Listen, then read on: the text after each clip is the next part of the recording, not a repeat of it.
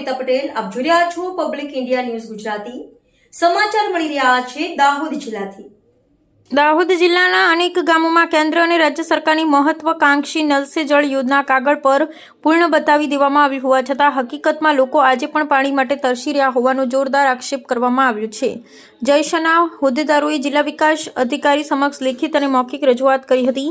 જિલ્લા વિકાસ અધિકારીએ જણાવ્યું કે સરકાર દ્વારા ગામના સંપ સુધી પાણી પહોંચાડવામાં આવ્યું છે અને નળ કનેક્શન આપવામાં આવ્યા છે, પરંતુ ટાંકીથી ઘર સુધી નિયમિત પાણી પહોંચાડવાની જવાબદારી ગ્રામ પંચાયત, સરપંચ, તલાટી મંત્રી અને પાણી સમિતિની છે. ₹50,000 સુધીનો ખર્ચ ગ્રામ પંચાયત સ્વતંત્ર રીતે કરી શકે છે. જયશના સંગઠન આક્ષેપ કરી રહ્યા છે કે અનેક ગામોમાં ટાંકી ભરાય છે છતાં ઘરોમાં પાણી નથી પહોંચતું. પંચાયત અને પાણી સમિતિ દેખરેખમાં સંપૂર્ણ નિષ્ફળ.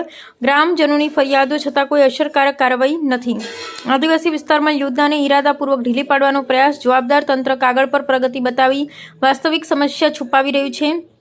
જયેશની મુખ્ય માંગણીઓ કરી છે કે દરેક ગામમાં નળ સે જળ યોજનાની તાત્કાલિક સમીક્ષા, નિષ્ક્રિય સરપંચ, તલાટી અને પાણી સમિતિ સામે કડક પગલાં લેવામાં આવે, ગ્રામજનોની જાહેર સભા બોલાવી જવાબદારી નક્કી કરવી, જિલ્લા સ્તરે મોનિટરિંગ કમિટી બનાવી સમયમર્યાદા નક્કી કરવી. જયેશે ચેતવણી આપી છે કે જો તંત્ર તાત્કાલિક કાર્યવાહી નહીં કરે તો દાહોદ જિલ્લામાં વ્યાપક જન આંદોલન શરૂ કરવામાં આવશે. પાણી જનતાનું મૂળભૂત હક છે, કાગળ પર નહીં, હકીકતમાં જોઈએ. નિર્ભય અવાજ, નિષ્પક્ષ સમાચાર. Public India news, Jasubhai ગણાવા.